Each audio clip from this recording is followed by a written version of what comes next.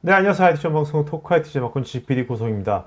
자, 오늘 우리 이제 접근 통제라는 이 분야가 굉장히 오래되지 않습니까? 이게 접근 통제가 지난 10년의 기술로 향후 10년을 대비하실 건가요? 라는 이제 화두를 오늘 이제 최영소 이사 퀘스트 소프트에 최영소 이사님이 화두를 던지셨고요.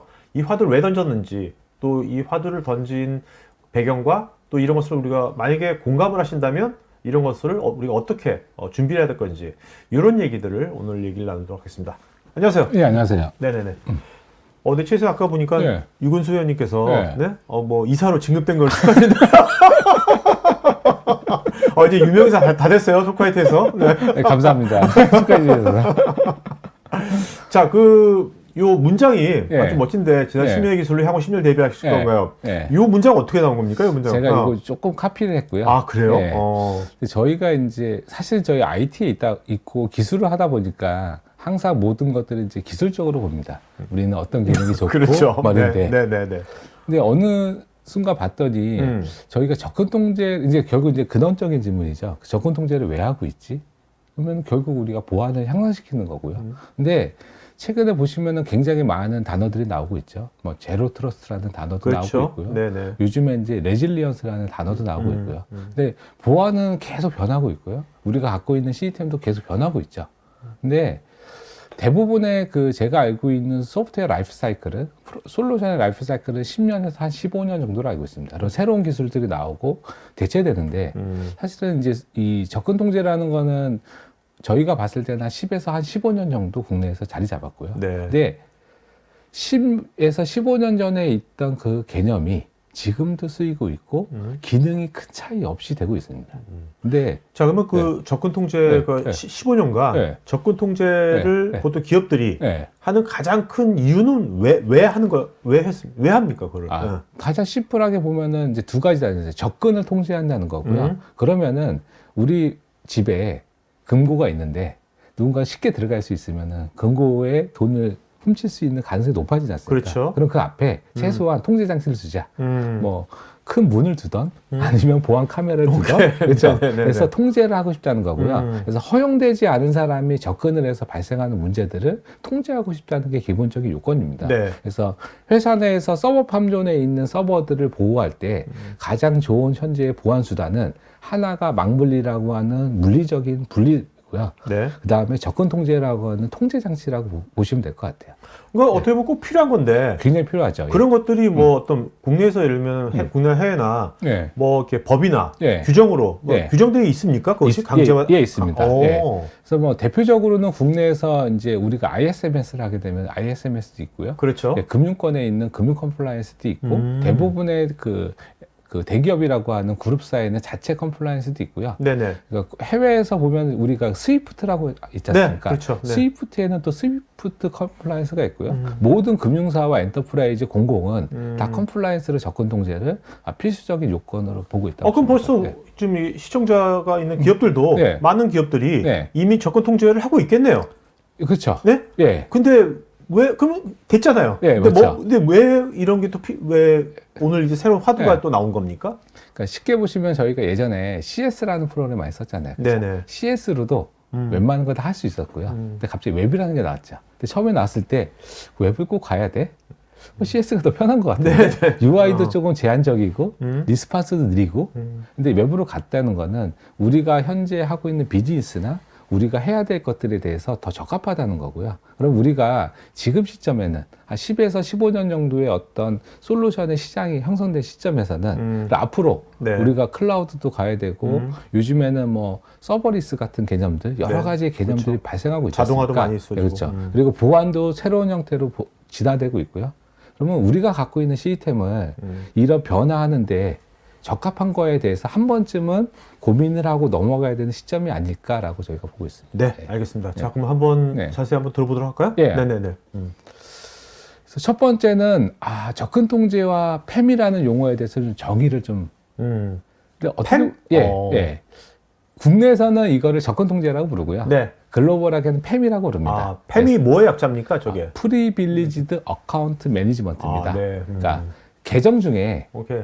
아주 높은 권한의 계정을 가진 계정들은 서비스에 줄 수 있는 영향도가 크잖아요. 네네. 그럼 얘는 좀 특별하게 관리돼야 된다라는 개념이라고 보시면 될 것 같아요. 네. 그래서 처음에 시작점은 접근 통제와 폐암을 유사하게 시작했습니다.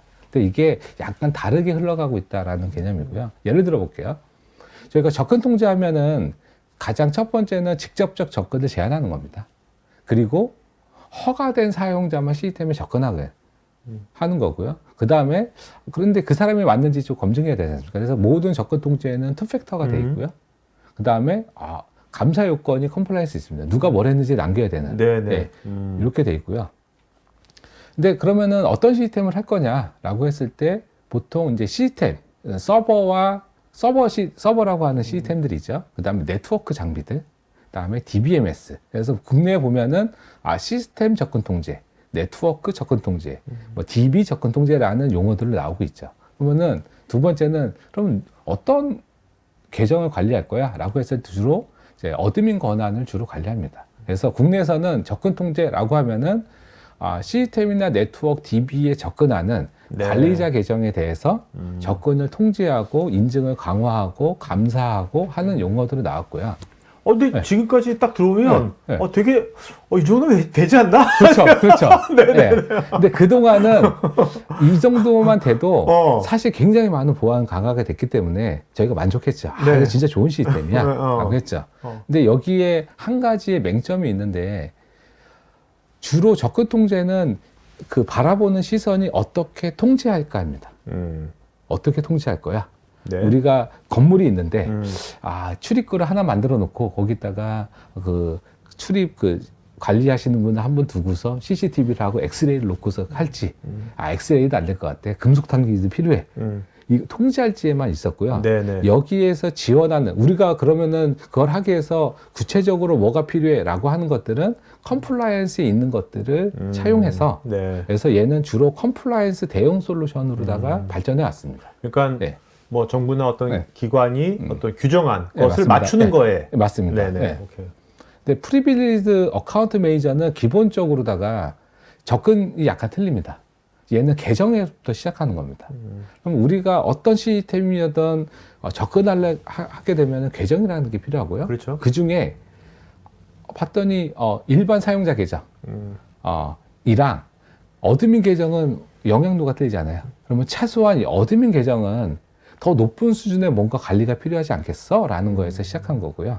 근데 여기에 핵심을 계정과 권한으로 보고 있는 겁니다. 네. 그러니까 접근의 통제가 핵심은 아닙니다. 이 계정과 권한을 어떻게 관리해서 여기에서 오는 보안적 리스크를 관리할지. 네네. 그래서 국내에서 접근 통제는 보안 영역이면서 인프라 영역이 되고요. 그래서 접근 통제를 인프라 팀에서 대부분 구매한 데들이 굉장히 많습니다. 네. 아레나를 그쪽에서 보고 있는 어떻게 거죠. 보면 이제 접근 통제는 이제 레이어가 네. 좀 이렇게 로우한 레이어고 네. 얘는 좀 하이 레이어네. L7 같이 약간 그런 약간 게 있어요. 그런 예, 느낌이 맞습니다. 드네요. 예, 맞습니다. 예.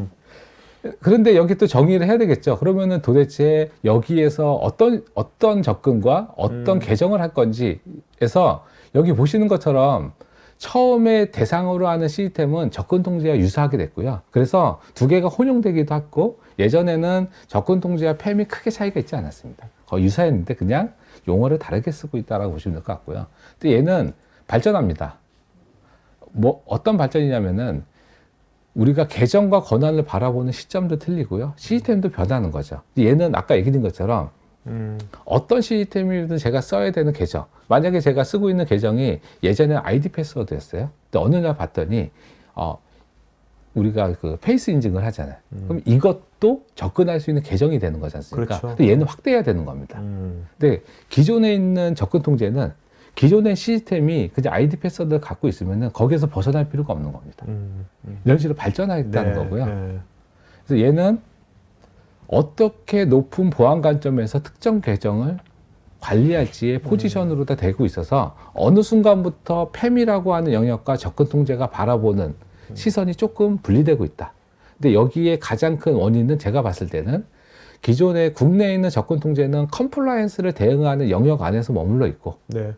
외산 팸은 그거 영역도 있지만 그거를 더 넘어서는 뭔가를 시도하고 있다. 근데 이 시도하는 것들이 우리가 필요로 하는 거와 매칭하냐 아니냐는 이제 판단의 영역이긴 하겠죠. 네. 근데 외산 글로벌한 팸 제품들은 어떤 식으로 보고 있는지를 한번 오늘 다뤄보도록 하겠습니다. 저게 이제 단지 예. 접근 관점이 아니라 계정 관점으로 이거를 하게 되면 네. 훨씬 더 뭐랄까요, 사용자 편의성을 네. 제약하지 않으면서 네. 보안을 강화시킬 수가 있을 것 네, 같아요. 맞습니다. 네. 제가 한번 예를 한번 들어볼게요. 저희가 서버 시스템이 하나 있어요. 그렇죠? 보통 이제 접근 통제가 서버 시스템에 접근할 때 통제하는 방식은 네트워크에서 통제하는 겁니다. 그렇죠. 그렇죠? 근데 만약에 직접 콘솔에 접속해요. 통제할 수 없습니다. 그리고 보통 이게 서버 장비에는 ILO처럼 별도로다가 접근할 수 있는 속로들이 있거든요. 그러면 통제할 수 없고요.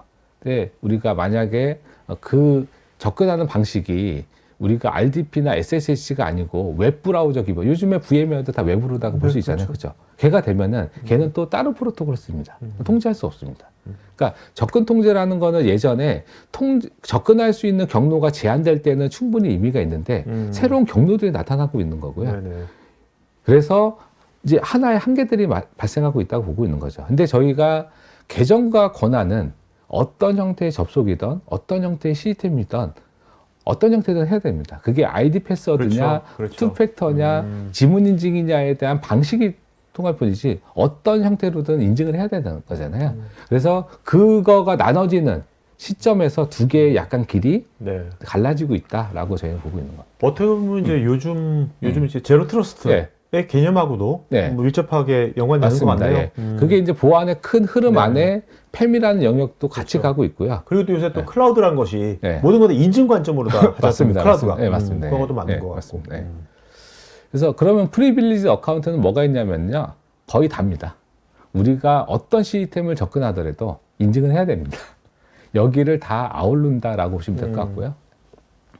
그래서 저희가 그냥 간단하게 좀 비교를 해봤는데요. 관리 범위 입장에서 보면은 접근 통제는 그동안 변화가 없습니다. 아직도 시스템 접근 통제, 네트워크 접근 통제, 네네. DB 접근 통제고요. 갑자기 뭐 DB가 새로운 게 있지 않죠. 오라클. 그래봤자 이제 오픈 소스고요. 다 유사한 형태라고 그렇죠. 보시면 될 것 같죠. 네. 근데 지금 제가 만약에 그 NoSQL 기반의 DB를 쓰고 있다. 접근 통제 할 수 없습니다. 근데 그거는 접근 통제에서 지원해줘야 돼. 새로운 관점의 DB가 나온다라고 하면은 접근 통제 솔루션들이 이런 것들을 지원해주는 것들이 계속 확장돼야 되는 거고요. 그런 것들은 어쨌든 기술적으로 한계를 가질 수밖에 없다라고 네. 보고 있고요. 근데 팸 같은 경우는 틀립니다. 얘는 계정과 권한에 대한 대상 시스템이 변하면서 그걸 어떻게 관리할지가 계속 가고 있고요. 그러니까 인증의 관점으로 가는 거니까. 네, 맞습니다. 예. 그래서 요즘에 뭐 클라우드도 있고요. 뭐 우리가 쓰고 있는 SAP를 쓰고 있다. 네. SAP 접근 통제 못 하고 있죠. 그렇죠. SAP를 통제하고 싶다. 네. 그건 SAP. 웹 우리가 요즘에 아까 얘기한 것처럼 VMware면은 VMware 콘솔을 웹으로 들어갈 수 있거든요. 그럼 웹 브라우저입니다. 그럼 그걸 통해서 시스템이 들어가서 예전에 우리가 시스템에 직접 들어가서 하는 것과 동일한 작업을 할 수 있거든요. 그것도 통제하고 싶어. 라는 요건들이 생길 수 있다는 거예요. 그래서 얘는 계속해서 그런 것들이 있고요. 근데 고가 형성 측면에서 보면 접근 통제는 현재 이중화 구성까지 가능합니다. 왜냐면은 이 접근 통제가 해야 되는 영역이 크게 변하지 않았고요. 대상이 크게 변하지 않았기 때문에 예전에 갖고 있는 이중화도 충분하다라고 생각하는 거죠. 근데 팸 입장에서는 여기에 해당하는 시스템들이 틀려지고요. 이로 인한 비즈니스의 임팩트가 틀려지기 때문에 얘는 고가형성을 고민해야 되는 거죠. 그래서 얘는 예전에는 2중화였지만 지금 3중화, 5중화, 7중화 네. 이런 것들이 나오고 있다라고 보시면 될 것 같아요. 근데 왜 홀수로 가요? 357. 이게 이제 그 클러스터링 프로토콜이 있는데요. 네. 프로토콜 자체가 홀수를 지원하는 아키텍처로 되어 있습니다. 예. 그 다음에는 위협 분석은 접근 통제에서 큰 관심사가 아니었습니다. 저희가 한번 접근 통제를 사용하고 계신 분들한테 여쭤보면은 접근 통제 안에는 감사 로고가 있거든요. 그리고 행위를 녹화하는 기능들이 있습니다. 그걸 얼마나 잘 쓰고 계시냐라고 하면은 잘 쓰시는 분도 있고요. 그냥 꺼놓고 쓰시는 데도 있고. 네. 예, 그거를 아주 중요한 영역으로 보지는 않습니다. 그냥 감사를 해야 되니까. 단순 로그로만. 그렇죠. 있으면 좋고 없어도 꼭 그러니까 감사에 필요한 내용은 있어야 되지만 여기에 더 확장돼서 우리가 더 가지고 있어야 되는 욕구가 이렇게 강하지 않죠. 네. 네. 근데 팸은 좀 틀립니다. 팸은 아까 얘기한 것처럼 우리가 대부분 얘기하고 있는 그 접근 통제에서 핵심은 인증 레벨에서 강화시키는 거거든요. 그 다음에 이 사람한테 할당된 시스템만 들어가는 거잖아요. 그죠? 근데 만약에 어떤 경로를 통해서든 이 사람이 계정이 탈취돼서 단말이 탈취돼서 그 사람의 어떤 행위로 다 할 수 있다라고 하면은 분석해야 되겠죠. 그렇죠. 그래서 요즘에 저 오늘 그 갑자기 메일이 왔는데 제 계정으로다가 독일에서 접근을 했다. 이상한 거 아니냐 확인해 달라. 이게 요즘에는 다 일반화돼 있잖아요. 그렇죠? 네네. 근데 팸에는 그런 기능이 없죠. 아니 접근 통제에는. 네네. 그렇죠. 이거는 이제 바라보는 시선이 조금 틀리다는 겁니다. 그래서 최근에 이제 팸에서 갖고 있는 가장 중요한 그 단어 중에 하나가 인텔리전트 아날리틱입니다. 어떻게 위협을 분석할지에 대한 거라고 보시면 될 것 같고요. 아무래도 계정으로 가니까 이제 이상 징후를 맞습니다. 파악하기가 네, 쉽죠. 맞습니다. 예. 그리고 연계성 같은 경우는 제한적인 게 접근 통제는 아까 얘기한 것처럼 컴플라이언스 대상에 지원해야 되는 대상이 딱 정의가 돼 있거든요. 근데 제가 만약에 접근 통제를 개발한다라고 하면은 다른 시스템을 더 추가한다는 거는 그만큼의 비용이 든다는 거거든요. 그죠? 근데 그 비용 대비에 아웃풋이 있냐 봤을 때 ROI가 그렇게 좋지는 않은 겁니다. 현재도 나쁘지 않은데 네네. 잘 사고 있는데 매출도 나고 있는데 여기에 기능을 더 추가하기 위해서 비용을 막 들였을 때 오늘 아웃풋이 크지 않으면 하지 않는 거거든요. 그러다 보니까 제한적이라는 거고요. 근데 팸은 좀 틀리죠. 최근에 이제 우리가 이제 크게 이슈되고 있는 RPA 계정 쓰지 않습니까? 거기에 그렇죠. 높은 계정 쓸 수 있잖아요. 근데 그거를 지금 다 매뉴얼 관리하거든요. 걔가 유출되면 어떡할 거야? 데브옵스. 우리가 보통 그러니까 자동화 툴들을 많이 쓰잖아요. 그렇죠. 예, 맞습니다. 다양한 자동화 네, 툴들을. 그렇죠. 그런 것을 지금 그냥 방치가 되고 있는 셈이네요. 맞죠. 어떻게 보면. 그럼 그건 어떻게 관리할지에 네. 대한 것들. 그 다음에 재택근무 환경은 어떻게 할지, 사스 어플리케이션 어떻게 할지 이런 것들이 계속해서 나오는 거죠. 그러네요. 네. 왜냐면 이제 자동화 툴들이 이제 자꾸 밀접하게 우리 네. 업무를 하니까 얘도 네. 어떻게 보면 사람처럼 네. 사람같이 얘도 생활을 해야 되는 거 아니에요? 네, 그러면? 맞습니다. 네. 그래서 저희가 글로벌하게는 이제 RPA 회사들과 얼라이언스를 하고요. 그 다음에 때에 따라서는 클라우드에 있는 사스 서비스랑도 같이 얼라이언스 하고. 그래서 글로벌하게는 이런 팸 업체랑 다양한 시스템들이 서로 얼라인을 맺고 있습니다. 그래서 어떻게 이거를 자동화시키고 중앙화시키고 보안을 강화시킬지에는 논의들이 있고요. 근데 국내에서 이런 논의들이 별로 없죠. 예, 이게 약간 틀리다고 보는 거예요. 왜냐하면 시각 자체가 접근은 통제하면 되고요. 네. 통제하는 대상이 정해져 있으면은 더 고민할 필요가 없는. 접근 통제 안에 RPA를 통제해야 돼 라고 하면은 접근 통제 for RPA가 나올 수 있습니다. 네. 근데 그렇진 않다는 거죠, 네, 지금은. 네. 예. 지금 여기 보시는 것처럼 이제 첫 번째는 이제 서비스의 확대입니다. 저희가 이제 바라봤을 때는 관리의 범위가 굉장히 좀 많다라고 보고 있는데요.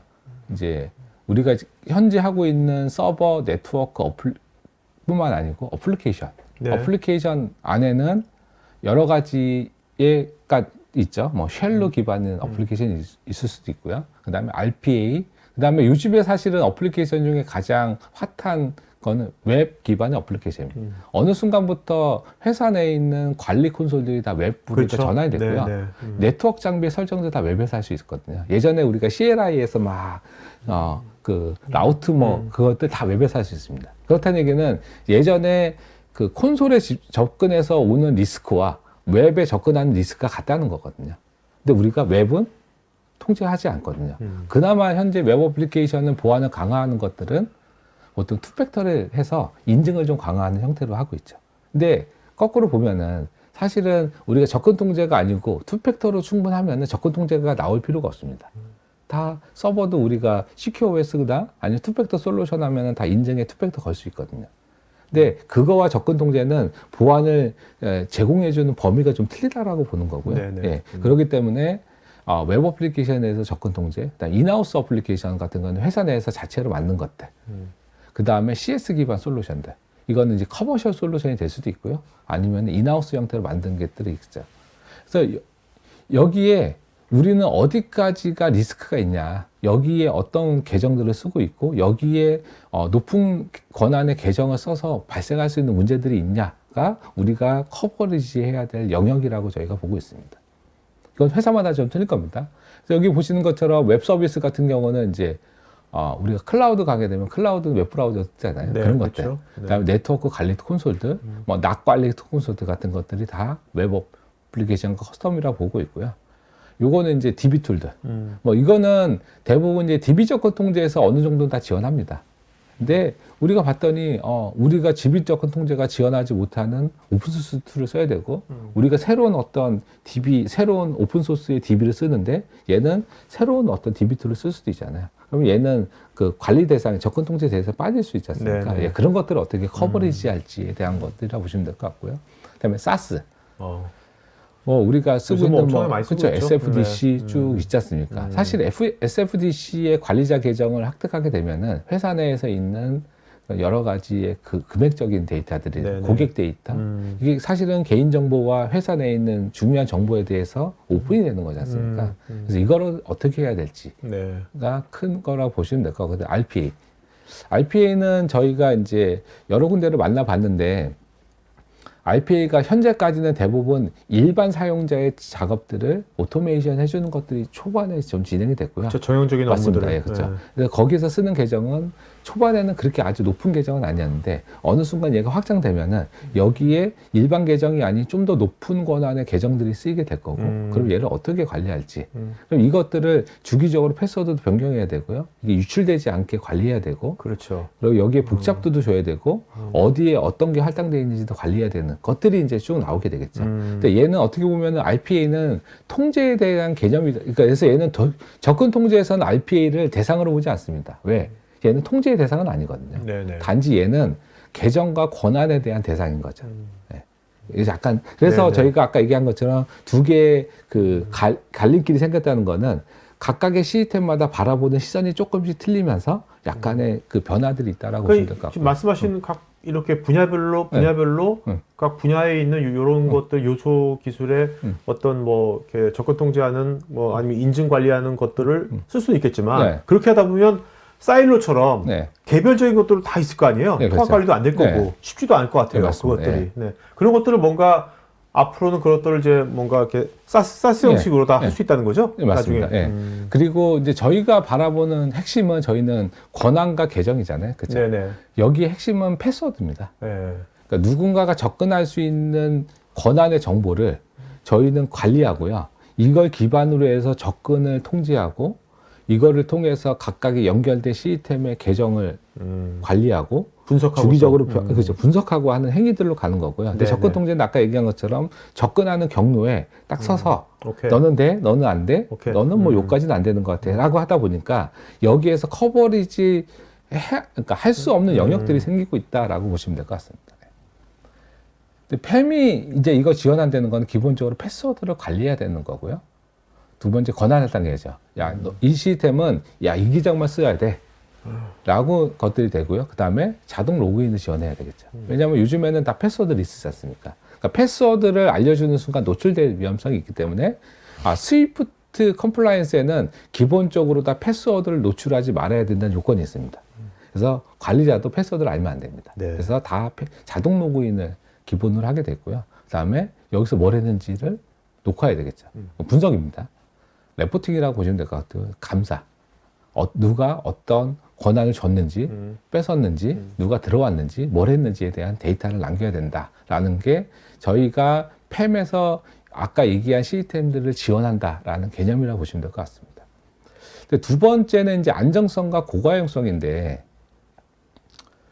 이렇게 시스템을 자꾸 모으다 보면은 얘가 문제 생기면은 발생할 수 있는 리스크가 1에서 2가 되고 3이 되고 4가 되고 예전에는 그냥 시스템만 문제가 생겼는데 RPA 연결했더니 RPA도 문제가 생기고 예를 들어서 저희가 쉽게 생각해 보죠. 우리가 만약에 회사 내에 있는 모든 패스워드를 하나의 시스템에서 관리한다라고 하면요. 그 시스템이 무너지면은 네. 모든 시스템에 접근할 수 없습니다. 그렇죠. 패스워드를 모르니까요. 그렇죠. 그러면은 얘는 보안도 중요하고요. 가용성. 그다음에 가용성도 중요한 거죠. 그래서 이런 것들에 대한 것들을 고민해야 된다라고 보는 거죠. 그래서 저희는 이제 이거는 저희뿐만 아니고요. 모든 글로벌 그 팸 업체들, 국내 업체들도 사실은 있는 개념이긴 한데 네. 이제 글로벌 팸은 좀 더 중요하게 본다라고. 첫 번째는 이제 하드닝된 어플라이언스죠. 여기에서 뭐 디스크를 뺀다든지 여기 어떤 우리 그 영화 보면은 USB 꽂지 않습니까? 네네네. 그렇죠? 가지고 하면은 바로 해킹되는 있잖아요. 근데 얘는 USB 포트가 없습니다. USB 꽂을 수 없고요. 하드를 뜯어가지고 가져가면. 그 하드는 인크립션 돼 있고요. 네. 예. 뭐 여러 가지 있습니다. 여기에 패스워드를 관리하는 별도의 또 하드웨어 모듈이 있고요. 네. 이런 것들을 요거는 컴플라이언스가 있습니다. 글로벌하게 네. 하드닝 어플라이언스 컴플라이언스를 준수하게 돼 있고요. 그러니까 핍스 140. 네, 맞습니다. 맞습니다. 예. 그리고 저희 제품 같은 경우는 현재 GS랑 글로벌 CC가 돼 있는 제품이라고 보시면 될 것 같고요. 그다음에 HA 구성을 한 겁니다. 그러니까 저희가 보통 얘기할 때 클러스터링과 HA를 얘기하는데 HA는 고가용성이죠. 그럼 이 안에서는 첫 번째 장비가 죽으면은 두 번째 장비가 첫 번째 장비 IP도 가져오고요. 마치 첫 번째 장비인 거죠. 사용자는 느끼지 못하게 넘어가는 것들이 되고요. 그러니까 액티브로. 맞습니다. 네, 맞습니다. 그래서 저희가 보통 지원하는 거는 3579고요. 그 다음에 저희 쪽에서는 세션을 녹화하거나 이런 것들은 이중화 기반으로다가 구성이 되게 되어 있습니다. 클러스터링 구성 같은 경우는 저희가 3중화와 5중화가 있는데 저희가 한번 이거는 제가 뒤에다가 최근에 저희가 카카오 사태가 좀 있었습니다. 네네. 그래서 좀 고민을 해보자라는 개념으로다가 저희가 하나 넣었는데요. 이거 보시면은 대부분의 아마 지금 그 시스템 운영하고 계신 쪽에 DR 센터가 있다라고 하면은 메인 센터의 접근 통제 2대가 듀얼로 다 구성되어 있고요. 그다음에 DR 센터의 접근 통제 2대가 듀얼로 구성되어 있습니다. 근데 만약에 메인 센터가 무너집니다. 네. 그러면은 이 DR 센터에서 있는 접근 통제를 통해서 DR에 접근하면 되겠죠. 그렇죠?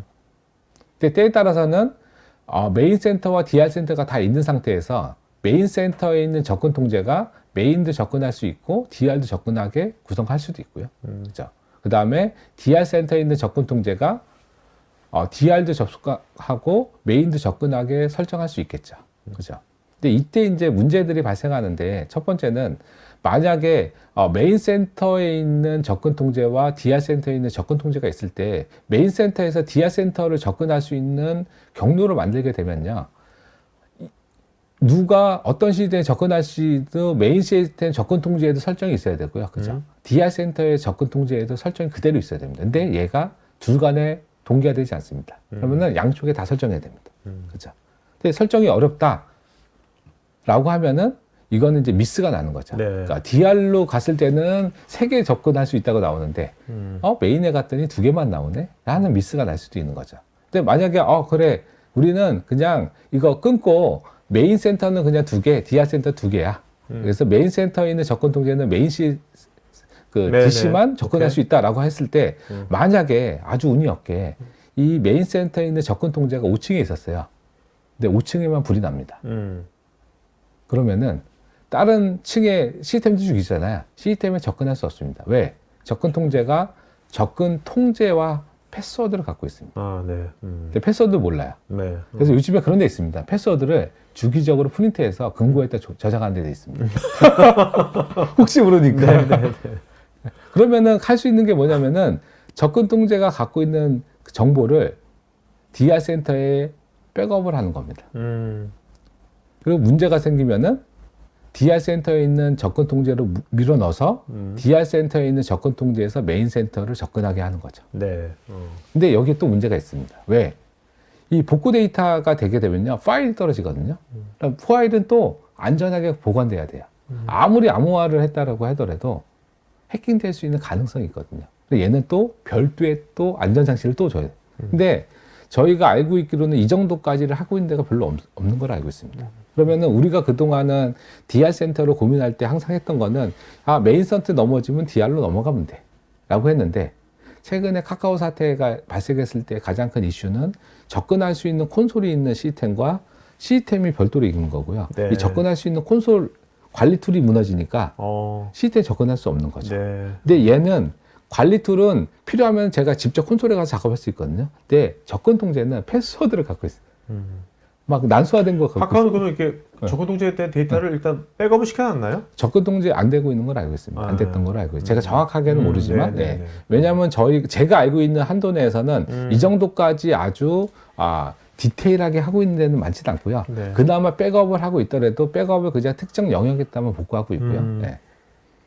뭐 이런 문제들이 있는 거죠. 그리고 제가 볼 때는 이 복구 데이터를 여기에 DR에 있는 접근 통제랑 했을 때 컨피그레이션이 머지되지 않을 겁니다. 왜냐하면 얘는 보통 복구 데이터는 전체를 리커버리하는 개념이지 기존과 머지하지 않거든요. 그럼 여기에다가 더 하려면요 메인 센터용 그 접근 통제의 두 대처럼 DR에 혹시 메인 센터에 있는 접근 통제가 무너졌을 때 접근할 수 있는 스페어 접근 통제를 하나 더 갖고 있다가 네네. 무너지면은 복구 데이터로 복구해서 접근하는 이런 플랜을 가져야 되거든요. 그래서 제가 이제 오늘 요 장표를 준비한 거는 현재 혹시나 접근 통제를 사용하고 계시면은 우리가 갖고 있는 접근 통제에서 발생할 수 있는 여러 가지의 디제스트 상황이 있는데 그 중에 어디까지 대비되고 있는지 한 번 더 고민해 봐야 되고요. 네. 저희는 아까 얘기드린 것처럼 3중화 구성을 갖고 있잖아요. 그렇게 되면은 이게 메인 센터가 되고요. 이게 DR 센터가 됩니다. 그럼 3중화가 실시간으로 복제되게 되고 있고요. 그래서 1번이 망가지던 2번이 망가지던 전체가 다 망가지지 않는 한은 되게 돼 있고요. 필요하면 여기에도 추가적인 그 복제를 할 수 있고, 야, 우리는 그거보다 더 필요해 라고 하면은 다중화 구성을 가져갈 수 있는 아키텍처라고 보시면 될 것 같습니다. 그 다음에 이제 세 번째 주제가 위협 분석입니다. 이거는 제가 봤을 때는 앞으로 계속 발전해야 되는 영역으로 보고 있습니다. 우리가 이제 사실 보안이라는 건 끝이 없지 않습니까? 그렇죠? 예전엔 그냥 아이디 패스워드만 잘 관리해도 충분해. 패스워드 그냥 숫자, 문자 한 8자리 정도면 될 것 같아요. 어느 날 갔더니 12자리, 16자리. 야, 거기에 문자도 넣어야 돼. 대문자? 맞아요. 생년월일 포함하면 되면 안 돼. 막 계속 발전하고 있잖아요. 그러니까 사실은 보안은 계속해서 새로운 공격들이 들어오기 때문에 발전해야 되는 거거든요. 근데 아까 얘기드린 것처럼 접근 통제가 접근 통제라는 영역으로 있다 보니까 보안적인 향상들이 그렇게 많이 되지는 않았어요. 그래서 제가 한번 보면요. 예전에 접근 통제에서 어떤 이슈가 있었냐면 단말이 탈취된 겁니다. 단말이 탈취됐더니 접근 통제 써보시면 잘 알겠지만 접근 통제는 이제 전용 접속하는 콘솔이 있거든요. 예전에는 이제 CS 프로그램 돼 있었어요. 갔더니 그 담당자 하필이면 관리자였거든요. 네. 그랬더니 회사의 모든 시스템, 이 사람이 관리하고 있는 시스템이 일목요연하게 쫙 정리되어 있습니다. 네. 우리가 가서 가장 어려운 거잖아요. 이 회사는 무슨 시스템이 있는 거야를 스캔하고 하는데 오르고 할 필요 없습니다. 이미 나를 위해서 이쪽에서 다 정리해 놓은 거죠. 근데 클릭했더니 접속이 되는 겁니다. 다 자동 접속이 되는 거예요. 이거 이렇게 편할 수가. 클릭해서 들어가서 데이터 쭉 켜고 탈취할 때 그 퍼블리싱된 홈페이지에 퍼블리싱된 디렉토리 있잖아요. 거기다 놓습니다. 외부에서 브라우저에서 풀 URL 칩니다. 그러면 그냥 다운받습니다. 네. 그렇게 탈취됐던 사례가 있어요. 그래서 나온 게 타임아웃이 나온 겁니다.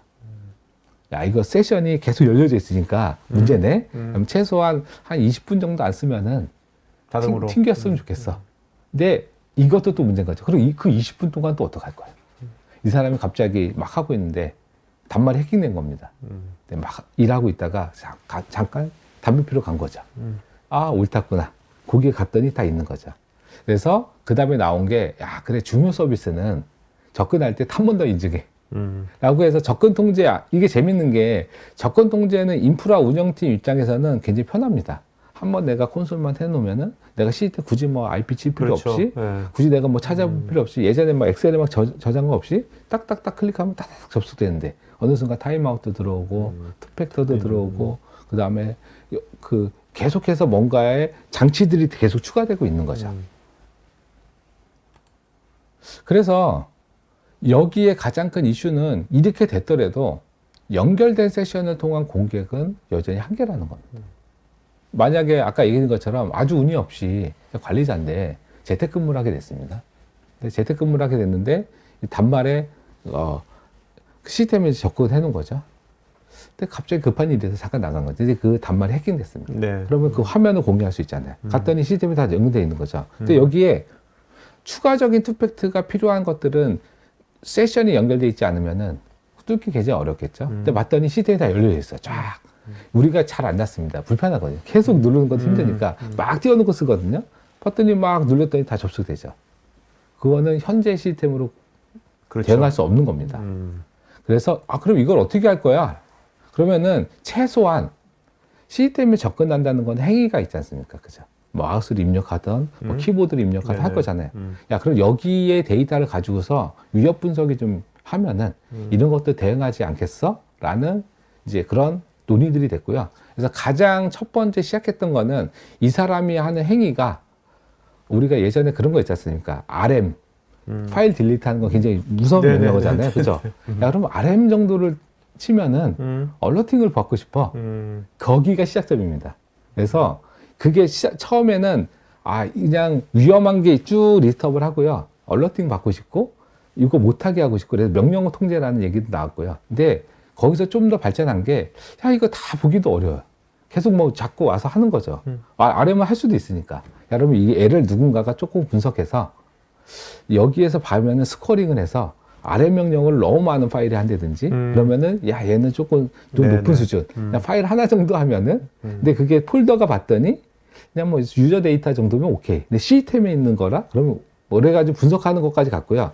근데 얘는 딱 정의된 행위에 대한 분석이잖아요. 근데 그 다음에는 뭐냐? 아까 얘기한 것처럼 마우스 입력, 키보드 입력, 네. 그런 것들도 사람마다 틀리지 않겠어? 그럼 그거로다가 우리가 이제 지문을 가지고 있는 것처럼 모든 사람은 자기가 하는 행동이 어느 정도 자기가 인식하지 못하는 패턴이 있다는 거죠. 네네. 우리 그 얘기할 때 항상 똑같은 단어 쓰는 사람이 있어요. 인식하지 못하지. 그런 것들이 그거를 통해서 분석하면 되지 않겠어? 라는 퀘션이 나왔고요.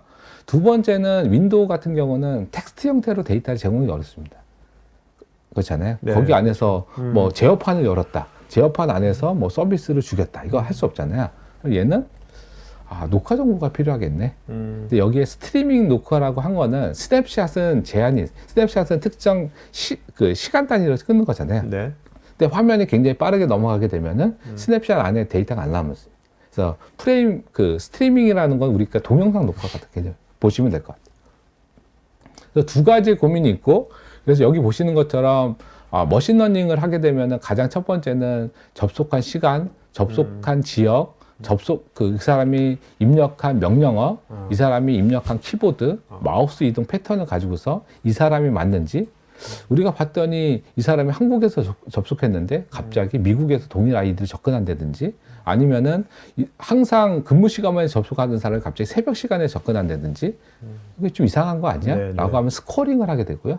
그 스코어링을 통해서 위협들을 분석하는 형태로 가고 있다고 보시면 될 것 같습니다. 그다음에 두 번째는 이제 아까 얘기한 것처럼 녹화고요. 요까지가 이제 우리가 이제 대부분 이제 팸에서 들어보신 분들이 있을 거네요. 이제 요 네 번째 개념은 좀 더 근본적인 그 질문입니다. 우리가 보통 제가 A라는 작업을 하고 싶어요. 그러면 계정을 받아야 되고요. 그 계정에는 내가 해야 되는 작업에 할 수 있는 권한을 받아야 되지 않습니까? 그러면 그렇게 되면 최근에 어떻게 주냐? 그 계정을 만들고요. 그 계정을 줍니다. 네네. 그리고 필요에 따라서는 계정 관리를 통해서 회수, 그렇죠. 30일후의 회수에 라는 것들을 주기도 하고요. 그러니까 요즘같이 뭐 이렇게 네. 외부하고 네. 아웃소싱도 많이 주고 네. 아니면 언택트로 네. 온보딩도 시키고 맞습니다. 할 때 되게 필요한 맞습니다. 거죠. 예, 그렇죠. 근데 생각보다 많은 고객사에서 할당된 계정이 회수되지 않고 그렇죠. 그러면서 문제들이 네, 발생하는 케이스들이 많습니다. 그러면은 이제 JIT, 저스트 인 타임이죠. 저건 도요타에서 나온 맞습니다. 거 아니에요? 도요타입니다. 예. 매니팩처링 할 때. 맞아요. 그럼 필요할 때만 주고 뺐으면 좋겠네. 그러면은 그 계정이 주고 그게 회수되지 않아서 발생하는 문제들을 해결할 수 있겠다라는 것들이 나온 게 이제 저스트타임 프로비전이라고 보시면 될 것 같고요. 이게 이제 가장 일반적인 거죠. 요 특권 계정은 딱 요 시간에만 필요합니다, 밑에. 근데 실제는 여기까지 사용된 거죠. 어느 날 봤더니, 그거 계정 이제 다 쓴 거 아니야? 봤더니, 이미 다 쓰고. 그러면 여기에서, 사용된 기간에서 필요한 기간, 그러니까 이 사람이 사용하지 않았는데 할당되어 있는 기간에서 발생하는 리스크를 어떻게 할 거냐? 가장 좋은 거는 이 시간에 딱 회수를 하는 겁니다. 그래서 우리가, 아까 얘기한 것처럼 계정 관리에 그런 기능을 넣어서 할 수도 있고요. 어떤 형태로도 할 수 있겠죠. 그죠? 근데 그런 것들이 일단 필요하다. 근데 이것들을 좀 더 확장해 보자는 개념이고요. 두 번째는 우리가 굳이 그 권한을 주는데 그 권한에 필요한 계정을 또 만들어야 돼. 제가 만약에 원래 DBA 담당자입니다. 근데 어느 날 이 사람이 너무 일을 잘해서 웹서버를 조금 아니면은 인원이 좀 부족해서 웹서버 관리를 조금 하고 싶어요. 5개 정도는 네가 웹서버 관리해 라고 하면은 제가 DBA 계정을 갖고 있는 담당자인데 웹서버 몇 개에 대한 권한을 더 가져야 되잖아요. 그죠? 그러면은 이 사람한테 이 사람 계정에다가 권한을 주던가 아니 웹서버를 관리할 수 있는 계정 하나 만들어서 하나 더 주던가. 그렇죠. 근데 그게 아니고 야, 너는 한 달 정도 할 거니까 그럼 네 계정에 웹서버에서 관리에 필요한 권한을 그 기관한테만 할당해주고 빼겠다는 겁니다. 예. 이게 속성값처럼? 맞습니다. 맞습니다. 예. 그게 이제 저스트인 프로비저닝 개념이고요. 이게 이제 글로벌하게는 현재는 AD를 기반으로 해서 주로 일어납니다. 그러니까 보통 우리가 AD는 권한과 계정에 대한, 왜냐하면 이게 일어난 게 글로벌하게 권한과 계정 시스템, 그러니까 보통 억세스 매니지먼트라고는 시장에서 AD가 거의 70% 이상의 점유율을 갖고 있고요. 그러니까 얘가 1차적인 타겟이 됐다고 보시면 될 것 같죠. 그래서 어떤 형태의 관리 계정이든 필요하면은 누군가가 중간에서 오토메이션을 통해서 권한을 주고, 그 다음에 해당하는 그 라이프 타임이 끝나면은 해소하는 것들을 자동화 시켜주는 개념이라고 보시면 될 것 같고요. 근데 이게 왜 AD냐? AD는 국내에서는 그렇게 많지는 않은데 해외에서는 리눅스 시스템도 연동하고 있고요. 여기에 그 뭐 접근통 그 출입 관리 시스템, 뭐 그룹이야 다 연결돼 있지 않습니까? 여기에 굉장히 많은 시스템들이 권한이 있는 거거든요. 그럼 얘를 통해서 하는 것들은 커버리지가 굉장히 높잖아요. 그래서 1차 타겟이 됐다고 보시면 될 것 같습니다. 다섯 번째 주제는 조금 넓은 주제입니다. 저희가 아까는 이런 얘기하고 있지만 약간 지역적인 문제들입니다. 이런 이슈. 근데 저희가 거꾸로 한번 보면은 우리가 한때 예전에 IT 거버넌스라는 용어가 많이 있었습니다. 근데 국내에서 조금 사장됐죠. 네. 얘긴 좋은데 현실과 좀 너무 추상적인 것 왔어요. 그래서 뭔가 좋은 것 같은데. 근데 이 거버넌스라는 개념이 최근에는 계정 관리에 나오고 있고요. 그래서 예전에는 우리가 가트너의 MQ에는 계정 관리라는 영역이 있었습니다. 근데 걔가 2년 전부터 없어졌고요. 얘가 계정 관리 거버넌스로 다 바뀌었습니다. 네. 그래서 예전에 우리가 바라보고 있는 계정 관리는 계정에 대한 매니지먼트입니다. 그래서 우리가 만약에 사람이 한 명 뭐 입사를 했다라고 하면은 해당하는 시스템의 계정을 생성해주고 권한을 주고 그다음에 회수하는 어떻게 보면 운영의 오토메이션이나 그런 관점이 많았는데 어떻게 보면 이제 이런 것들은 프리빌리지 어카운트 거버넌스 같은 경우는 이제 요즘 점점 세상이 디지털화가 되잖아요. 네, 맞습니다. 디지털 경제가 될수록 맞습니다. 정말 필수일 것 같아요. 맞아요. 그죠? 그렇죠. 디지털 경제에서는 인증이나 계정이 거기 그건 필수잖아요. 맞아요. 모든 게 그걸로 될 텐데. 맞아요. 근데 이제 거기에 고민이 있는 거죠. A라는 사람한테 제가 권한을 줬어요. 근데 이거 줘도 되는 건가? 줬을 때 문제가 없나?를 주는 사람이 판단할 수는 없습니다. 굉장히 복잡하거든요. 그렇죠, 사용자와 그렇죠. 시스템과 서비스와 조직과 권한과 이게 굉장히 여러 개의 조합들로 만들어지고요. 엄청나게 많은 경우의 수들이 발생하거든요. 그거를 사람한테 판단해서 위험성 없게 주시오 할 수 없잖아요. 그러면 어딘가에서 얘를 관리해야 되겠다라는 게 가버넌스 개념인데 원래 계정 관리에는 거버넌스가 있었습니다. 근데 얘를 좀 더 확장하죠. 왜 일반 계정은 중요도가 어떻게 보면 위험성이 더 적은데도 거버넌스를 하고 있는데 이 팸에서 하고 있는 계정은 굉장히 리스크가 큰데 얘도 거버넌스가 필요한 거 아니야? 라는 개념으로 나온 게 프리빌리지드 어카운트 가버넌스라는 개념이라고 보시면 될 것 같아요. 그래서 이거죠. 그 관리자가 있는 거죠. 첫 번째, 누가 어떤 권한을 갖고 있지? 우리 A라는 시스템에 접근할 수 있는 권한은 누가 갖고 있는지? 최근 한 달 동안에 권한을 획득한 사람이 누군지? 거기에서 권한이 제거된 사람은 누군지?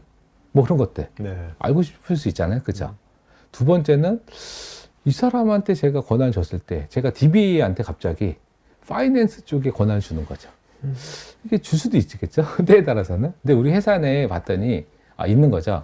파이낸스의 권한을 할당할 때는 뭐 승인을 어떻게 해야 되는지 그게 있는데 사실은 그거는 문서상으로 있는 거는 시스템을 실제 운영할 때 지켜지지 않거든요. 누군가는 그걸 체크하고 싶어 할 수 있잖아요. 그죠? 그 다음에는 누가 권한 할당이 많이 됐고 접속이 많이 하고 있는지 현황도 좀 보고 싶고요. 이게 줬을 때 회사 정책에 위배되는 사항은 있는지 누가 어떤 권한 할당을 하고 있는 건지 보고 싶을 수 있어요. 이건 여기 안에는 비저빌리티라는 개념과 리스크 매니지먼트라는 두 가지 개념이 있다고 보시면 될 것 같고요. 이걸 하고 싶다라는 개념이라고 보시면 될 것 같습니다. 그래서 이 PAG라는 개념은 IG라는 개념 안에 PAM이라고 하는 영역을 집어넣은 겁니다. 그래서 PAM의 P와 IGA가 뭐죠? IGA는? 그건 계정관리 거버넌스입니다. 네, 계정관리 거버넌스. 그러니까 회사 내에 있는 전체 계정관리에 대한 거버넌스를 하는 영역 안에 기존에는 일반 계정만 들어있었는데 특권 계정도 넣어서 관리하고 싶다는 거고요. 그럼 가장 첫 번째 뭐냐? A라는 사용자가 있는데 이 사람은 봤더니 그룹웨어도 접속할 수 있고 파이낸스 접속할 수 있는데 기존에는 일반 서비스만 봤는데 특권 계정을 통해서 접근할 수 있는 시스템도 다 보여주는 겁니다. 이 사람 봤더니 DB 시스템도 뭐 50개 정도 접근할 수 있고 뭐 서버도 접근할 수 있고 근데 갑자기 네트워크가 하나 있는 거죠. 이런 것들을 이제 가시성 있게 보여준다는 개념이 있고요. 두 번째는 이제 정책을 통합으로 관리하는 겁니다. 이 개념은 두 가지가 있는데 우리가 만약에 A라는 시스템에 접근하고 싶으면 기존에는 그거는 PAM이라고 하는 시스템을 통해서 접근하는데 얘를 모두 다 계정 관리로 다 통합시켜 버리는 겁니다. 그래서 접근할 수 있는 포인트를 단일화시키고요. 여기를 통해서 리스크를 관리하겠다는 겁니다. 그리고 이런 리스크 관리도 있고요.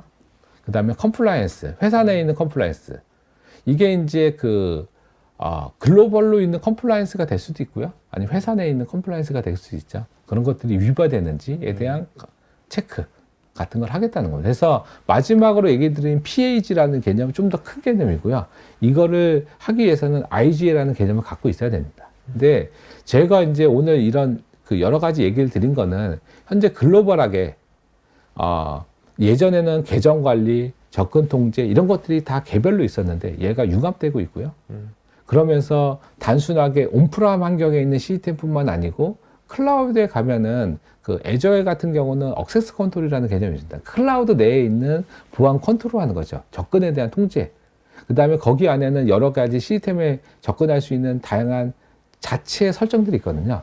그러면은 제가 만약에 아마존도 쓰고 있고 애저도 쓰고 있고 구글도 쓰고 있어요. 근데 관리자 입장에서 이거 다 관리하지 않습니까? 그럼 여기에 있는 이런 권한의 설정들을 어떻게 통합해서 관리할지, 이거에 대한 리스크를 어떻게 분석할지에 대한 것도 계속 확대되고 있고요. 이 대상이 예전에는 일반 계정에서 특수한 계정으로 확대되고 있다. 그래서 통합되고 있다. 그래서 얘를 IGA라는 개념으로 보고 있다고 보시면 될 것 같습니다. 제가 마지막으로 저희 이제 약간 PR을 하면요. 일단 저희 퀘스트는 IAM 영역, PAM이라고 하는 영역, 그 다음에 SSO 영역, 멀티팩터 영역, 가버넌스 영역, 계정관리 영역에 다 쿼더런트의 리더에 있는 회사라고 보시면 될 것 같고요. 토탈 솔루션을 갖고 있습니다. 두 번째는 MQ 영역에서 그러니까 솔루션 네임이 원 아이덴티티죠? 네, 맞습니다. 네. 저희가 2021년도에서 2020년도로 됐을 때 딱 보시면은요. 원래 21년도에는 이쪽 비욘드와 사이버워크가 리더에 있었습니다. 네. 아직도 리더죠. 근데 놀랄 만한 거는 원 아이덴티티가 이제 퀘스트의 브랜드거든요. 브랜드가 여기 보시는 것처럼 굉장히 비저너리 쪽에서 큰 변화가 있었죠. 네. 그러니까 리더라고 하는 거는 마켓에 대한 쉐어입니다. 얼마나 많은 실행 능력이죠. 근데 비저너리는 향후에 대해서 얼마나 준비되고 있냐에 대한 거지 않습니까? 그래서 OI는 아직 시장적인 지배는 글로벌 넘버 원과는 차이가 있지만 비저너리 측면에서는 굉장히 좀 발전하고 있다라고 보시면 될 것 같고, 마지막으로 굉장히 복잡한 그림인데 간단하게 설명드리면은 현재 이렇게 보고 있다는 겁니다. 우리의 시스템이 있죠. 맨 밑에 시스템이 있고요. 제가 펜으로다가 조금 하겠습니다. 맨 밑에 이렇게 시스템이 있습니다. 근데 이 시스템을 접근하는 사람은 크게 일반 사용자와 관리자가 두 가지가 있다는 겁니다. 근데 이 사용자는 접근할 때 싱글 사인도도 쓰고요. 그죠? 그 다음에 멀티팩터도 쓰겠죠. 이게 요 영역이 억세스에 대한 겁니다. 근데 이 사용자들이 쓰고 있는 계정과 접근과 권한은 거버넌스라는 걸 통해서 전체가 관리되고 있고요. 그 다음에 특권 계정을 가진 사용자들은 접근 통제든 PAM을 통해서 관리되고 있죠. 그렇죠? 요거는 여기 세이프가드 리모트 액세스는 재택근무 환경에 대한 거고요. 네. PAM을 통해서 관리되고 있죠. 근데 여기에서 있는 정보는 일로 넘어가게 돼 있고요.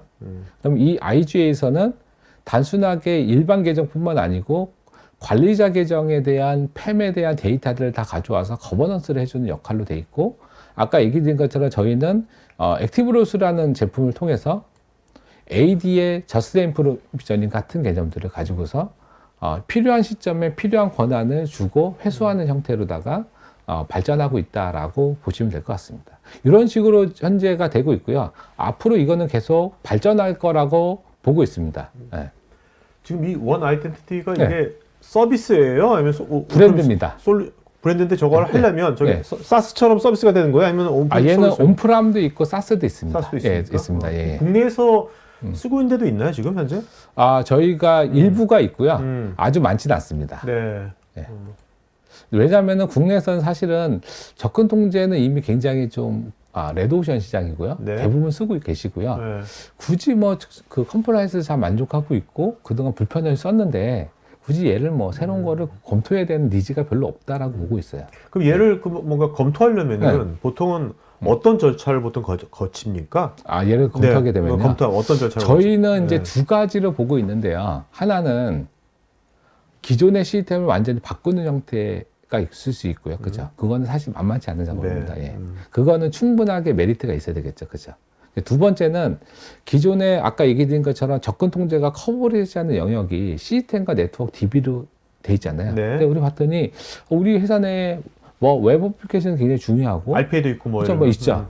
그럼 요 영역은 기존의 접근 통제와 별도로다가 또 하면은 두 개가 같이 쓰는 아키텍처가 될 수도 있겠죠. 네, 예, 그렇죠. 네. 그거는 처음에 우리가 뭐가 필요한지에 대한 판단, 어디까지 우리가 해야 될지, 그 안에서 기존의 거를 대체할지, 기존 거와 같이 온라인을 할지, 그런 것들에 대해서는 판단이 좀 필요하다고 봅니다. 네. 예. 그러니까 어떤 새롭게 떠오른 뭐 클라우드가 됐건 네. RPA가 됐건 어떤 네. 웹 애플리케이션이 됐건 네. 한 분야를 먼저 해본 다음에 네. 뭔가 이것에 대한 내재화를 좀 시키고 네. 그 다음에 뭔가 정말 좋네 네. 다 해야겠다 네, 이렇게 그렇죠. 가면 되겠네요. 네, 보통은 간단히. 단계적 접근을 합니다. 네. 예, 메인 시스템부터 하고 오케이. 확장되는 형태로 본다고 보시면 될 것 같습니다. 예. 자, 그럼 이제 Q&A 시간 하도록 하겠습니다. 네. 이사님 좀 네. 답변 주시면서 좋은 질문 하시면 5분 좀 이름 좀 적어주세요. 예, 알겠죠? 알겠습니다. 네. 예. 여러분 이제 설문하고 있으니까 설문에 특히 네. 이제 이런 팸에 오늘 들은 팸에 대해서 우리가 이거 팸을 한번 적용할 이런 데 한번 적용하면 괜찮을까 하는 그런 분 요청이 있으시면 문의 사항 써주시면 되겠습니다. 예. 자, 김현진님. AD에 대한 접근 통제는 서버 설치 후 AD 정보를 가져와서 AD 사용자 계정으로 사용할 수 있는지 궁금합니다. 예, 가능합니다. 네. 네. 한의원님은 루트 패스워드 관리 솔루션도 있는지요? 예, 아까 얘기한 그 접근 통제 안에는 패스워드 관리와 그 세션 관리라는 두 가지 모듈이 있고요. 거기에 네. 패스워드 모듈이 루트 패스워드를 관리하는 솔루션입니다. 정영배님은 이게 워낙 요새 이 관리할 게 많고 네. IT 인력 부족하다 보니까 네. 이 휴먼 에러로 인한 보안소가 많이 일어나고 있는데 네, 맞습니다. 오늘 말씀하신 이런 네. 팸으로 인해서 이 휴먼 에러 같은 것도 많이 방지될 수 있는지. 그렇죠. 이게 약간 이제 개념이 조금 틀리긴 한데 네. 아까 얘기해 주신 것처럼 저희가 바라보고 있는 그 보안의 인텔리전트 아날리틱은 주로 이제 공격에 대한 것들이고요. 네. 에러라고 하는 거는 우리가 작업을 할 때 문제들이 생기는 거지 않습니까? 그거는 휴먼 에러를 방지하는 것들은 좀 더 고민이 좀 필요할 것 같습니다. 네, 네. 예. 윤성호님, AD는 이용하지 않고 있지만 SS 싱글 사인온을 이용하고 있다면 네. AD 대신 네. 싱글 사인온이 중요한 공격 대상이 된다고 생각되는데 어떤지요? 예, 현재 뭐 SSO 그때 그 솔라인지도 ADFS에 있는 싱글 사인온 토큰을 탈취한 사례고요. 네. 그다음에 최근에 옥타 쪽에서 계속 이슈가 됐던 것들도 싱글 사인온 토큰에 대한 것. 그러니까 결국은 공격을 한다는 얘기는 접근할 수 있는 권한이 필요하고요. 네네. 그게 아이디 패스워드냐, 토큰이냐, 크레덴셜이냐에 대한 차이가 네. 있다라고 보시면 될 것 같아요. 예. 양지영님은 이제 요새 또 IoT 기기들이 되게 엣지가 많아지니까 네. IoT 기기들이 많아지지 않습니까? 이 IoT 디바이스를 그 기존의 낙 정책으로 다 통제할 수 있을 것인지. 저희가 낙은 갖고 있지 않아서 네. 이게 되는지는 모르겠습니다. 예.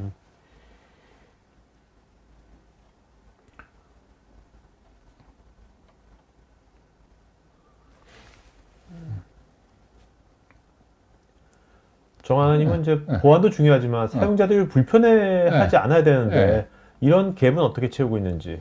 사용자는 불편하지 않습니다. 네. 아까 얘기한 것처럼 그런 시스템이 된다 해서 사용자는 불편하지 않고요. 근데 이제 두 가지 개념이 있죠. 하나의 보안은 사용자를 불편하게 해서 보완하는 거죠. 네. 아까 얘기한 것처럼 야 이거 할 때는 그동안은 아이디 패스워드 넣는데 투팩터도 해. 뭐 할 때는 뭐 승인해. 네. 라는 개념도 있고요. 또 하나의 개념은 그래, 너네는 편한 거 해. 네. 우리가 뒤에서 데이터를 다 분석할래. 그래서 아까 얘기한 인텔리전트 어널리틱이라는 개념은 써. 근데 우리가 네가 하는 것들을 가지고 분석해서 우리가 위협들을 분석. 우리가 예전에 그거 있지 않습니까? 그 통장에 있으면은 예전에는 우리가 은행이 이런저런 보안 프로그램 막 주고요. 그렇죠. 문제 생기면 책임져. 라고 했는데 그게 이제 그럴 수밖에 없는 게 백에서 그 사람이 하는 행위로다가 위협들을 분석하는 시스템이 있어야지 풀어줄 수 있는 것. 그러면은 이거는 약간의 동전의 양날 같다고 보고 있고요. 그럼 우리가 결국은 백엔드에서 데이터 기반으로 다 위협을 분석할 수 있는 시스템이 계속 고도화될수록 네. 사용자들이 쓰는 불편함을 줄여줄 수 있는 거고요. 근데 이건 밸런스입니다. 이제 근데 저희가 지금 아까 얘기한 PAG, IGA, PAM 여러 가지 개념들은 다 기본적으로 사용자 불편하지 않은 상태에서 백엔드에서 이런 위험들을 어떻게 분석하고 할지에 대한 개념이라고 보시면 될 것 같습니다. 김혜진님, 클라우드 IAM과 이미 사용하고 있는 SSO를 연동해서 사용이 가능한지요? 예, 가능합니다. 예. 윤성원님은 팸이 좋은데 이게 워낙 강력하게 통합 보안이니까 네. 이게 팸이 뚫리면 모든 영역에 다 영향을 미칠 수 있을 것 같은데 예, 이것은 그렇죠. 저만의 기회일까요? 그렇죠. 저희가 SSO 뚫리면요, SS 연동 시스템이 다 뚫리고요. 그래서 아까 얘기한 것처럼 팸 영역, 팸은 하드웨어도 컴플라이언스가 있고요. 네. 거기에 접근하는 모든 것들은 굉장히 높은 수준의 보안들을 하게 돼 있습니다. 네. 이호숙님, 서버나 애플리케이션 권한 관리가 잘 설정되어 있는지 매년 담당자에게 검증 자료를 받아 검증하고 있는데 네. 어플라이언스형 보안 장비나 방화벽 또는 AI 플랫폼 등 별도 개발한 플랫폼 등은 실제 유지를 하는지 검증이 어렵습니다. 네. 캣솔루션으로 일반적인 서버가 아닌 경우도 적용할 수 있는지. 네, 이거는 네. 네, 이거는 이렇게 보시면 될 것 같아요. 이거는 사실은 이제 팸이라는 영역하고는 조금 차이가 있고요. 네. 보통 얘는 이제 IJ 영역에서 보통 우리가 A라는 계정을 만들게 되면은 그 다음에 따라오는 게 이 계정이 필요한 권한에 대한 것들, 네. 뭐 프로파일 같은 것들이 만들어지지 않습니까? 그럼 그것들을 보통 이제 만들게 되면은 만들고 끝나는 게 아니고 만들어진 게 잘 되고 있는지에 대한 다시 체킹 루틴이 들어오거든요. 네. 걔는 그래서 IJ 개념으로 좀 보셔야 될 것 같습니다.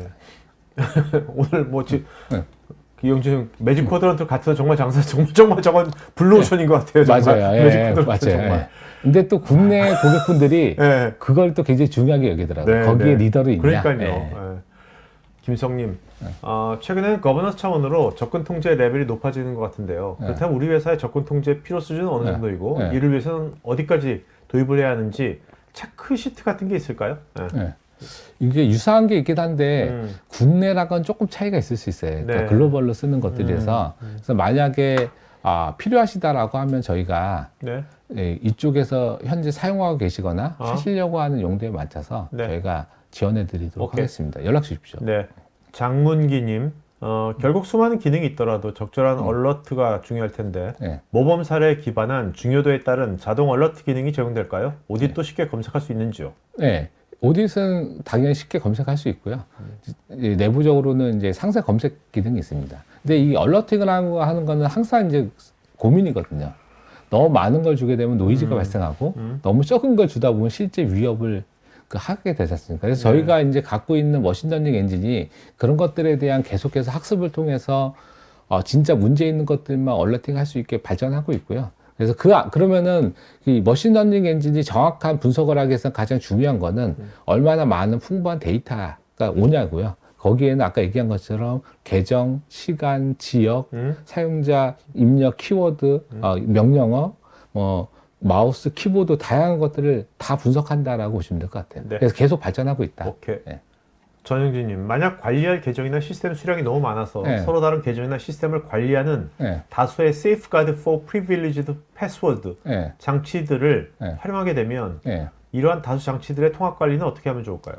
근데 이거는 이제 수량이 많다는 거는 큰 이슈는 아닌 것 같아요. 네. 보통 이제 수량이 많아서 발생하는 이슈는 이 위치한, 그러니까 물리적인 위치가 굉장히 좀 여러 군데 흩어져 있고, 뭐 그러면은 이거를 이제 원격지로 가려는데 네트워크 레이턴시가 뭐 낮다든지, 네. 뭐 그러면 그거는 이제 그 얼로케이션에 대한 것도 되겠죠. 근데 저희는 이제 갖고 있는 장점이 아까 얘기한 것처럼 다중화 구성이 가능하기 때문에 만약에 이런 얼로케이션 영역이 한 7군데 있다라고 하면은 각각의 영역에 하나의 장비를 놓고요. 네. 그러면 한 7개가 클러스터링 구성이 되겠죠. 그러면은 훨씬 더 그 이중화 구성된 것보다는 원활하게 관리할 수 있다고 보시면 될 것 같습니다. 배성민님, IGA에서 네. 통합적으로 계정 관리를 할 때 감사 진행 및 컴플라이언스 요건을 충족하는데 문제는 없는지요? 예, 얘는 이 IGN은 기본적으로다가 이거를 체크하는 솔루션입니다. 네. 그래서 여기 안에는 우리가 계정과 관련된 글로벌 컴플라이언스에 대해서는 다 이미 그 템플릿이 다 들어가 있고요. 예. 당연히 근데 얘가 컴플라이언스를 만족하겠죠. 얘가 그걸 해주는 솔루션이니까. 예. 자, 여러분들도 개별 질문에 대해서 어떻게 개별 개별 답글도 남겨주시니까 개별 답글도 체크해 보시기 바라고요. 이창형님, 네. 오늘 소개해주신 팸은 네. 한국에서 CC 인증과는 네. 뭐 무관한지요? 국내 공공기관에서는 CC 인증이 필수라서요. 예. 현재 이 제품은 그 글로벌 CC는 돼 있고요. 근데 최근에 이제 CC 인증이 좀 완화됐죠. 그래서 네. 공공기관마다 그 레벨링이 있어서 중앙부처는 CC 인증 필수, 그 다음에는 CC 인증은 옵션, 뭐 세 번째는 뭐 대체 이렇게 있어서 만약에 그 해당한다면은 그 공공기관이 어디에 따라서 제한 가능하다고 보고 있습니다. 예. 정주희님, 특권 계정의 권한 할당에서 필요한 시간에만 필요한 권한을 할당해주고 회수한다고 하셨는데 네. 그렇다면 관리자 측면에서 권한 관리가 좀 더 복잡해지지 않을까요? 이거는 관리자 입장에서는 굉장히 좋은 거죠. 저희가 만약에 어쨌든 필요하면은 그 해당하는 권한을 가진 계정을 줘야 되거든요. 그렇죠? 네. 그러면은 담당자는 그 회수에 대해서 항상 고민해야 됩니다. 근데 얘는 주고 나면 자동으로 회수가 되거든요. 네네. 그러면 나중에 회수됐을 때 통지만 받으면 됩니다. 그래서 관리자한테 엄청 좋은 거죠. 네. 네.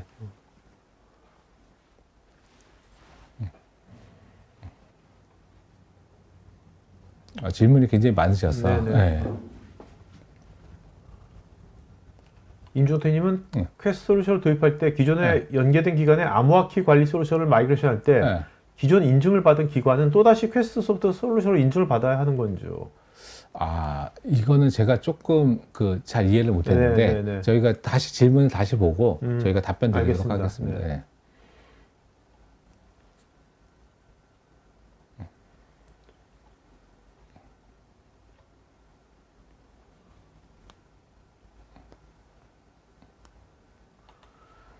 양지영님, IPsek이나 SSL VPN을 이용하거나 VDR을 이용해서 재택근무 보안성을 관리하고 있는데 네. 각 단말에 MS-AD 기반의 관리 솔루션을 도입할 때 사용 전과 후의 가시성은 무엇이 달라질까요? 이거는 조금 이제 오늘 주제랑은 주제하고, 약간 네. 틀리긴 한데요. 네. 이게 이제 AD로다가 통합이 된다는 얘기는 여기에 접근하는 계정과 권한을 AD에 준다는 거거든요. 네. 그래서 여기에는 가장 필요한 게 감사고요. 두 번째는 그 안에 누군가가 권한을 주거나 네. 빼거나 네. 계정을 추가하거나 하는 네. 행위들을 하지 않으면은 이상 권한이 할당될 수도 있고요. 네, 뭐 네. 그런 것들을 하셔야 된다고 보고 있습니다. 윤소님은 오늘 얘기하신 팸이 응. 요새 또 API가 또 응표를 네, 많이 네, 쓰고 있잖아요. 맞습니다. API와도 뭐 연관이 있는 건지. 뭐 약간 최근에 저희가 이제 집중하고 있는 것 중에 하나가 AP 보안이고요. 네네. 이제 AP 보안은 이제 크게 두 가지가 있는데 하나는 API를 통해서 들어오는 트래픽을 중간에서 통제하는 형태로다가 보완하는 게 하나가 있고요. 네. 두 번째는 API 안에서 쓰고 있는 어떤 권한, 패스워드죠. 네네. 패스워드를 어딘가에서 일괄로 관리한다는 개념 두 가지가 있습니다. 네. 근데 요즘에는 두 가지 다에 대해서 저희 쪽에서 고민하고 있고요. 일부는 저희가 지원하고 있습니다. 네. 국내는 아직까지는 저희가 많지는 않아서 아주 적극적으로 이렇게 네. 대응하고 있지는 않습니다. 예.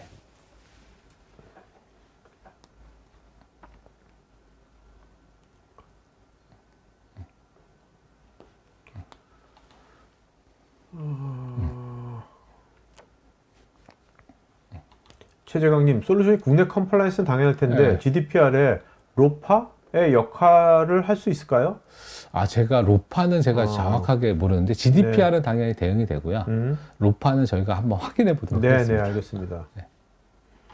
근데 뭐 답글을 남겨주셨네. 네. 할 수 있다고 맞다고. 네, 맞습니다. 네.